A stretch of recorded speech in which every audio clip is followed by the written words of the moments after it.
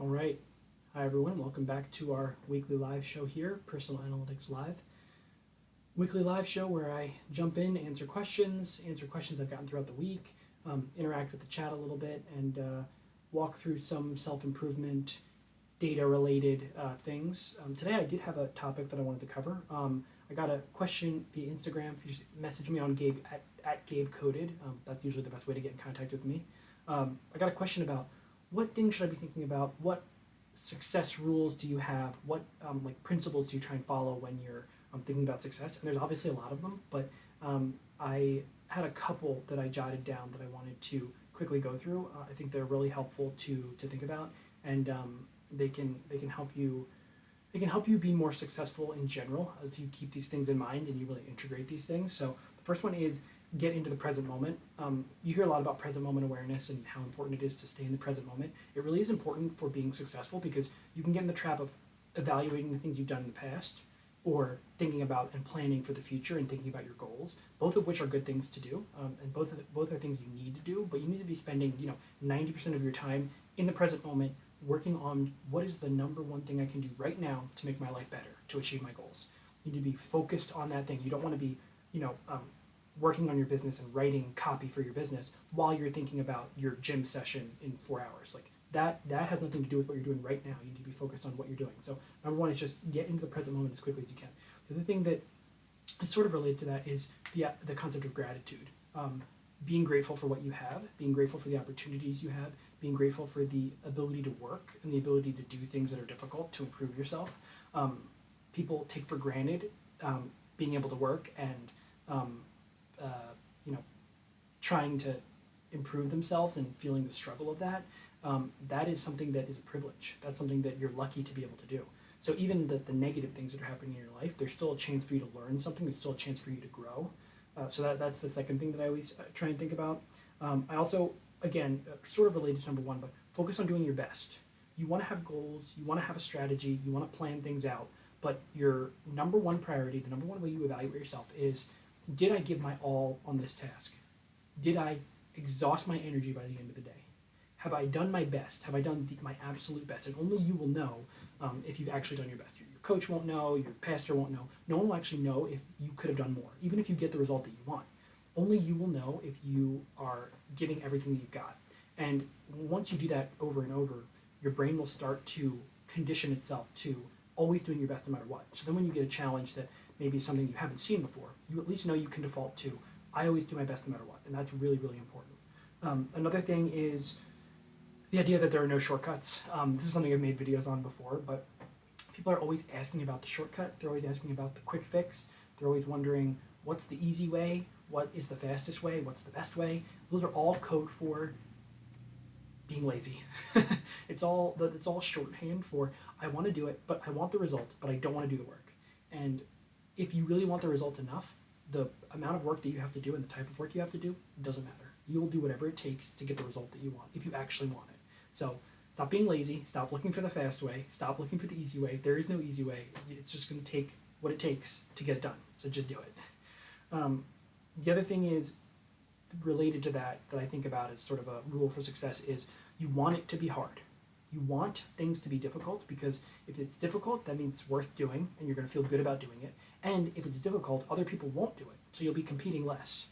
So competing to try and make $1 from your business is not difficult. Lots of people have made $1 from a business. Now, compared to the general population, it's not a lot of people. But if you want to make up, $10 million from your business, that is a very difficult challenge that not a lot of people have done. But in building a $10 million business is more rewarding, more challenging. You'll grow more. You'll obviously make more money, and it'll push you more than building a dollar business. A dollar business is worthless. It's something that anybody could do. It's something that you could just sell, your time cutting someone's grass or shoveling a sidewalk, and you could make $1 from a business. So you want it to be hard. What makes it hard is what makes it worth doing. The other thing that I had thought about that I think about a lot is you want to be successful holistically. This is something that I didn't learn until recently. I would focus on different things at different periods of my life, like making more money, focusing on a business, getting into better shape. And while it's true that you have to balance, and while you're really grinding on your business, your health is going to suffer, that those kinds of things are true and they are trade-offs, you want to be holistically successful. So you want to be 70, 80% in every area of your life, basically. You don't want to have any areas where you're like, I'm really, really good at most things, but I wear, clothes that doesn't fit me and it's not styled well and I look really, really terrible. You don't want to be like, I make tons of money and I have great relationships and I am stylish and I am, a go-getter and I'm ambitious and my career is going great, but I, am way overweight. I'm morbidly obese. You don't want to have glaring areas of weakness. You want to be successful holistically. And when people are talking about success, a lot of times what they're talking about is money. And really, if you really dig deeper, it's like, well, what are your relationships like? What is your mental work like? What are your attributes like? Are you working on yourself? Are you working on being a better member of your community? What's your network like? What's your business like? Are you giving it your all in the job you have now? You want to make more money, but are you actually working hard at the job you have now? And what you'll find is that people are not thinking about being successful holistically. They're thinking about, how can I make more money? How can I make this number go up? And everyone wants the number to go up, but you can't focus on that at the exclusion of, what are my investments doing? How are my kids? Am I taking care of my dog? Am I, in the present moment with people when I'm interacting with them? Those kind of things matter also. You can't just ignore those things in the pursuit of the number going up. And the last thing I had is, you want to define success very clearly. This is like the basics of goal setting.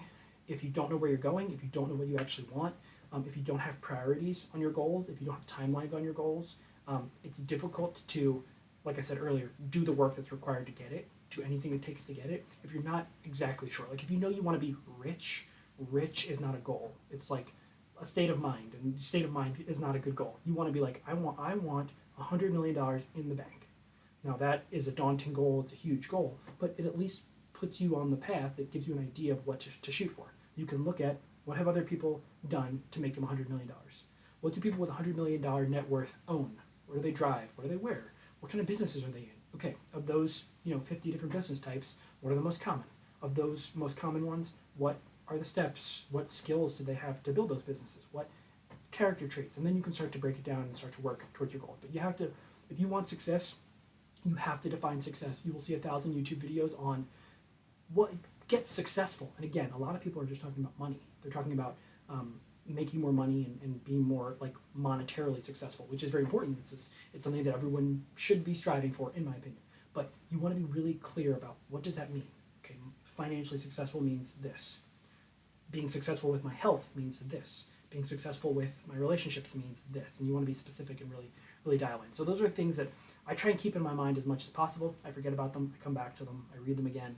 I say, I have not been very grateful. I've just been in a terrible mood and I've just been grinding, and I'm not grateful for what I have, and I'm not grateful for the opportunities that I have. So you have to revisit these things and make sure that you're always keeping them fresh in your mind. But those are some things that I think about as rules for success. There are a million more. There are things that I've never even heard of that make people successful. But these are some things that I like to think about when I'm talking about, I do this, or I don't do this, or I focus on this. These are the rules for success that I like to keep in mind. So I'm just going to take a look at the chat and see if anybody has any questions. Again, feel free to jump in on any of these lives. Throw your questions in the chat. I'll be answering them here.